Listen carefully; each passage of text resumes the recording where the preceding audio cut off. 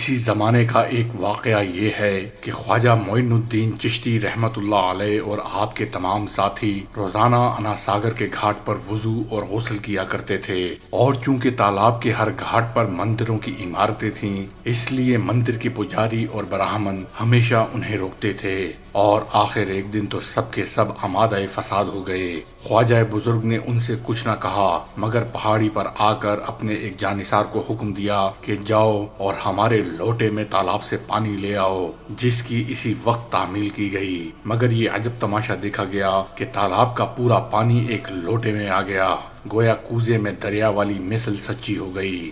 جہاں آرا بیگم شہزادی شاہجہاں بادشاہ کا بیان ہے کہ خواجہ بزرگ نے خود انا ساگر اور بیسل کا پانی ایک سراہی میں بھر لیا، دونوں تالاب خشک ہو گئے، اور جہاں کہیں شہر اور اس کے گرد و نواح میں پانی تھا اور پانی کے چشمے تھے، وہ سب خشک ہو گئے، بلکہ دودھ پینے والے بچوں کی ماؤں اور چوپایوں کے پیستان تک سوکھ گئے۔ یہ ماجرا اپنی آنکھوں سے دیکھ کر پجاریوں کے ہوش اڑ گئے۔ آخر تنگ آ کر کچھ لوگ خواجہ بزرگ کی خدمت میں حاضر ہوئے، منت سماجت سے معافی مانگی۔ آپ نے لوٹے کا پانی واپس تالاب میں ڈلوا دیا اور انا ساگر میں پانی پھر موجیں مارنے لگا۔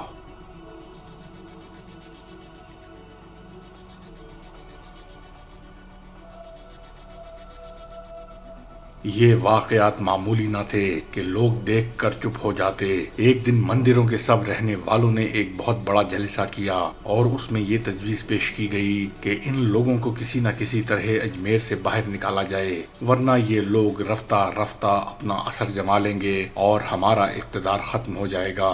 صاحب سیر الاقطاب کا بیان ہے کہ سادی دیو، جو پہلے شادی دیو تھا، خواجہ صاحب رحمت اللہ علیہ سے متاثر ہو کر ان کا غلام بن چکا تھا۔ بہرحال یہ تاریخی حقیقت ہے کہ انا ساگر کا پانی خواجہ بزرگ کی کرامت سے ختم ہو گیا اور تالاب پورے طور سے خشک ہو گیا۔ مورخین کا بیان ہے کہ پجاری شادی دیو کے پاس حاضر ہوئے، جو اس وقت جادو اور نجوم کے فن میں بڑے پائے کا شخص تھا۔ راجا اور پرجا دونوں اس کے عقیدت مند تھے۔ شہزادی جہاں آرا نے اسے جن بتایا ہے، اور دوسرے تذکرہ نگاروں نے اسے اپنے زمانے کا سب سے بڑا سادھو لکھا ہے، اور اس کا نام سادھو رام بتایا ہے، اور اس کا لقب شادی دیو ظاہر کیا ہے۔ پہلے تو کرامت خواجہ کی یہ قصے سن کر سادھو گھبرا گیا اور کہنے لگا کہ یہ شخص اپنے دین میں کوئی بہت بڑا بزرگ ہے، اور اس کے سامنے کسی کا چراغ جلنا مشکل معلوم ہوتا ہے۔ مگر پجاریوں کی خوشامدوں پر جی کڑا کر کے اٹھا اور اپنے تمام چیلوں کو ساتھ لے کر خواجہ بزرگ کے مقابلے میں آیا۔ خواجہ معین الدین چشتی رحمت اللہ علیہ کے ساتھیوں کو تشویش ہوئی، مگر حضرت خواجہ نے سب کو اطمینان دلایا کہ جس خدا نے اب تک ہماری مدد کی ہے، اب بھی وہی ہماری مدد کرے گا۔ یہ کہہ کر سادھو اور اس کے تمام چیلوں پر ایک ایسی نگاہ ڈالی کہ سادھو اور اس کے چیلوں کی زبانیں بند ہو گئیں، اور انہیں اپنے یاد کیے ہوئے سارے منتر بھول گئے۔ صاحب سیر الاقطاب کا بیان ہے کہ شادی دیو اور اس کے چیلے جب خواجہ بزرگ کے قریب آئے تو اس وقت وہ نماز میں مشغول تھے۔ شادی دیو اور اس کے چیلے اس حالت کا شکار ہو گئے کہ ان کے پاؤں سے چلنے کی طاقت اور زبان سے گویائی کی قوت سلب ہو گئی۔ جہاں تھے وہیں بے حس و حرکت کھڑے ہو گئے۔ نماز سے فارغ ہو کر جب حضرت خواجہ نے ان کی طرف نظر کی تو شادی دیو، جو ان لوگوں کا پیشوا تھا، جلال خواجہ سے بیت کی لکڑی کی طرح کانپنے لگا اور بے تحاشا رام رام کی جگہ رحیم رحیم پکارنے لگا۔ دشمنان خواجہ نے جو یہ رنگ دیکھا تو حیرت زدہ ہو کر شادی دیو پر لان تان کرنے لگے۔ ان کی تانا زنی سے شادی دیو اتنا برہم ہوا کہ لکڑی پتھر جو بھی اس کو ملا اس سے ان کو مارنے لگا، اور بہت سے دشمنان خواجہ کو اسی طرح مار ڈالا، اور باقی جو بچے جان بچا کر بھاگ گئے۔ حضرت خواجہ خاموشی سے یہ دیکھ رہے تھے۔ تھوڑی دیر کے بعد اپنے خادم کے ہاتھ انہوں نے ایک پیالہ پانی اس کو بھیج دیا۔ شادی دیو نے خادم کے ہاتھ سے وہ پانی بھرا پیالہ لے لیا اور شوق سے پی لیا۔ اس کا پانی پینا تھا کہ ساری کفر کی تاریکی اس کے دل سے دور ہو گئی، اور وہ دوڑ کر حضرت خواجہ کے قدموں میں گر گیا اور ایمان لے آیا، اور بولا کہ حضرت آپ کا جمال دیکھ کر میں بہت شادماں ہوا۔ حضرت خواجہ نے فرمایا تو پھر اس مناسبت سے تمہارا نام شادی دیو رکھا جاتا ہے۔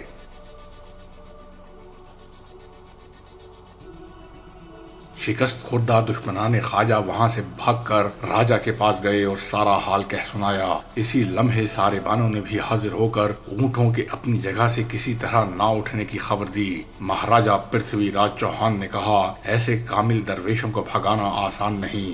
شہزادی جہاں آرا بیگم کا بیان ہے کہ ان واقعات کو راجا کی ماں نے سن کر کہا کہ یہ وہی شخص ہے کہ جس کی حقیقت میں نے 12 سال پہلے بیان کی تھی۔ خبردار، اس سے مباحثہ و مقابلہ نہ کرو، کیونکہ ایسا کرنا تمہارے لیے سود مند نہ ہوگا۔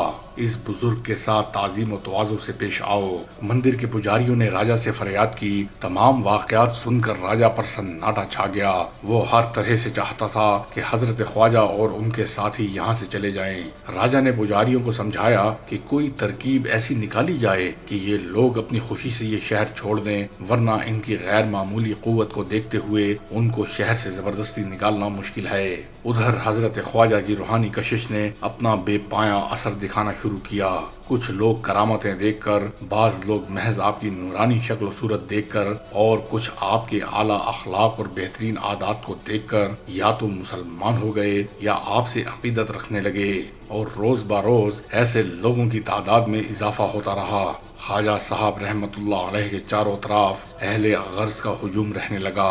آپ کی دعاؤں کی برکت سے سینکڑوں بیمار شفا یاب ہونے لگے، ہزاروں کے مقصد پورے ہوئے اور بہت سے لوگ منہ مانگی مرادیں پانے لگے۔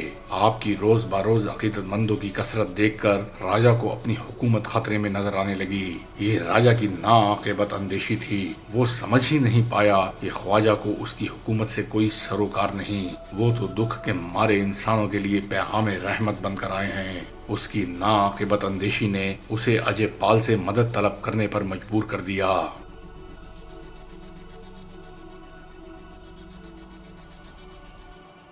خاندانی حیثیت سے اجے پال پرتھوی راج چوہان کا رشتہ دار تھا، اور وہ یوگ اور سنیاس کی دھن میں دنیا سے ترک تعلق کر کے اجمیر سے کچھ کوس کے فاصلے پر پہاڑوں میں رہا کرتا تھا اور جادوگری میں یگانہ روزگار تھا۔ اس کے سینکڑوں شاگرد تھے جو جادو کے فن میں بڑی مہارت رکھتے تھے۔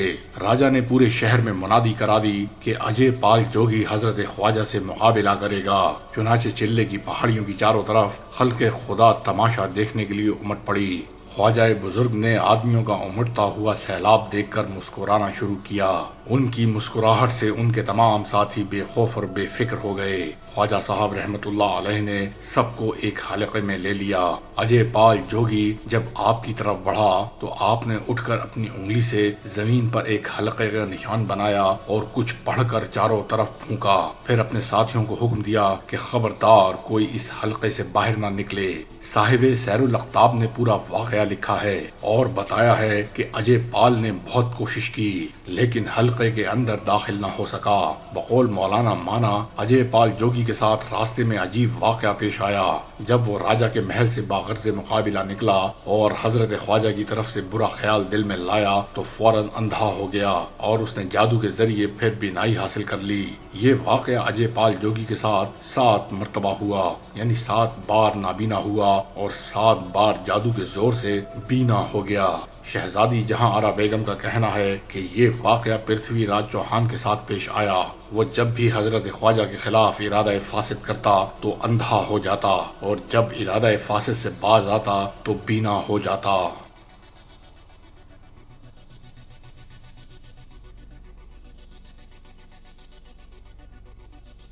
اجے پال اور اس کے چیلوں نے جادو کا اثر دکھلایا اور پہاڑ کی بڑی بڑی چٹانیں آسمان میں اڑنے لگیں اور خود بخود شق ہو کر زمین پر گرنے لگیں۔ صاحب سیر الاقطاب نے یہ واقعہ تفصیل سے لکھا ہے کہ اجے پال نے پہاڑیوں سے ہزاروں لاکھوں سانپ پیدا کر دیے جو حضرت خواجہ کی طرف بڑھنے لگے مگر حصار کیے ہوئے حلقے کے اندر داخل نہ ہو سکے۔ پھر اجے پال اور اس کے چیلوں نے آگ برسانا شروع کی لیکن آگ کی ایک چنگاری بھی حضرت خواجہ کے حلقے کے اندر داخل نہ ہو سکی، بلکہ وہ خود اجے پال اور اس کے چیلوں کی طرف لوٹ جاتی تھی، یہاں تک کہ اجے پال اور اس کے چیلے عاجز آ گئے۔ بظاہر اجے پال عاجز آ گیا مگر اس کا غم غصہ بڑھنے لگا۔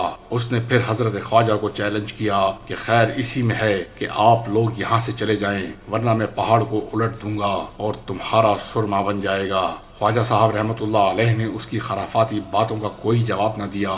اجے پال غصے میں بہت سے سانپوں کو اپنے جسم کے چاروں طرف لپیٹ کر اور ہرن کی کھال پر بیٹھ کر آسمان کی طرف اڑنے لگا اور دیکھتے ہی دیکھتے نظروں سے غائب ہو گیا۔ اسی وقت حضرت خواجہ نے اپنی نالین پاک کی طرف دیکھ کر فرمایا کہ اے نالین، اوپر جا کر اس دشمن کو اتنا مارو کہ اس کا کچومر نکل جائے اور وہ نیچے اتر آئے۔ پھر اپنے ساتھیوں کی طرف اشارہ کیا کہ نالین پاک کو آسمان کی طرف اڑا دیں۔ نالین پاک کا اڑنا تھا کہ وہ ہوا میں بلند ہو کر سیدھی اجے پال کے سر اور چہرے پر برسنے لگی۔ جب اس پر لگاتار نالین کی مار پڑنے لگی تو وہ بوکھلا کر نیچے آ گیا اور شرمسار ہو کر خواجہ کے قدموں میں گر پڑا اور معافی کا طلبگار ہوا۔ حضرت خواجہ نے اس کو ایک پیالے میں تھوڑا سا پانی پینے کو دیا اور اس کا قصور معاف کر دیا۔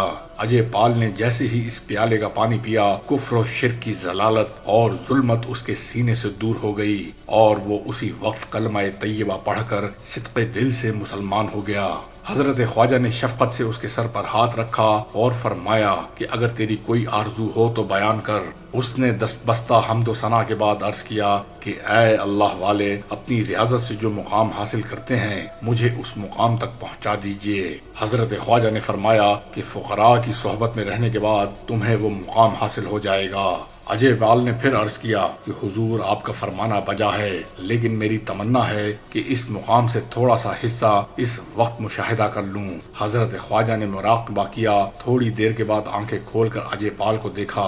اس پر نظر ڈالنا تھا کہ وہ عالم ظاہر سے دور عالم باطن میں حضرت کے پاس پہنچ گیا اور دیکھا کہ حضرت آسمان کی طرف اڑے چلے جا رہے ہیں اور وہ خود بھی ان کے پیچھے پیچھے اڑ رہا ہے، اور دونوں ایک طبق آسمان سے دوسرے آسمان پر، دوسرے سے تیسرے پر جا رہے ہیں۔ کسی آسمان سے آگے بڑھنے پر فرشتے روکتے ہیں تو وہ حضرت سے فریاد کرنے لگتا ہے کہ حضرت، فرشتے میرا دامن نہیں چھوڑتے۔ حضرت مڑ کر دیکھتے ہیں تو غیب سے آواز آتی ہے کہ فرشتوں، معین الدین کی دوستی کی وجہ سے اجے پال کو بھی چھوڑ دو۔ یہاں تک کہ دونوں ایک خاص مقام پر پہنچ گئے۔ وہاں پر فرشتوں کی جماعت جوق در جوق آ کر تعظیم و تکریم بجا لانے لگی کہ حق تعالیٰ کے دوست معین الدین تشریف لائے ہیں۔ پھر حضرت خواجہ نے فرمایا کہ اے اجے پال، اس سے آگے تم نہیں جا سکتے، تم میں ابھی اتنی صلاحیت پیدا نہیں ہوئی، بہتر ہے کہ اس جگہ سے لوٹ جاؤ۔ اجے پال نے کہا جیسا آپ کا حکم۔ آگے چل کر سیر الاقطاب نے مزید تفصیل پیش کرتے ہوئے لکھا ہے کہ پھر حضرت خواجہ نے اس کو آنکھ بند کرنے کا حکم دیا۔ آنکھ بند کرنے کے بعد جب اس نے آنکھیں کھولیں تو اپنے آپ کو اور حضرت خواجہ کو ایک ساتھ اسی مقام پر کھڑا دیکھا۔ حضرت خواجہ نے اس کی طرف دیکھ کر فرمایا، کیوں اجے پال، تمہاری دلی خواہش پوری ہو گئی نا؟ اس نے جواب دیا، حضرت جو چاہتا تھا اس سے بھی زیادہ دیکھا ہے۔ پھر حضرت خواجہ نے فرمایا، اور کیا چاہتے ہو؟ اس نے کہا، مجھے دائمی زندگی حاصل ہو۔ حضرت خواجہ نے تأمل فرمایا اور پھر مراقبے میں گئے۔ غیب سے آواز آئی کہ اے معین الدین، تم اجے پال کے لیے جو دعا مانگو گے قبول کروں گا۔ پھر آپ نے نماز دوگانہ ادا فرمائی اور اس کی ابدی زندگی کے لیے دعا فرمائی۔ اس کے بعد اجے پال کو بلا کر اس کے سر پر شفقت کا ہاتھ رکھا اور اس کو قیامت تک زندہ رہنے کی خوشخبری دی، لیکن ساتھ ہی یہ بھی کہہ دیا کہ تم لوگوں کی نظروں سے پوشیدہ رہو گے، اور یہی ہوا۔ چنانچہ لوگ کہتے ہیں کہ اجمیر کی پہاڑیوں پر اکثر اجے پال سے لوگوں کی ملاقات مختلف شکلوں میں ہو جاتی ہے، اور ہر شب جمعہ کو وہ اب تک حضرت خواجہ کے روضہ منورہ کی زیارت کے لیے آتا ہے۔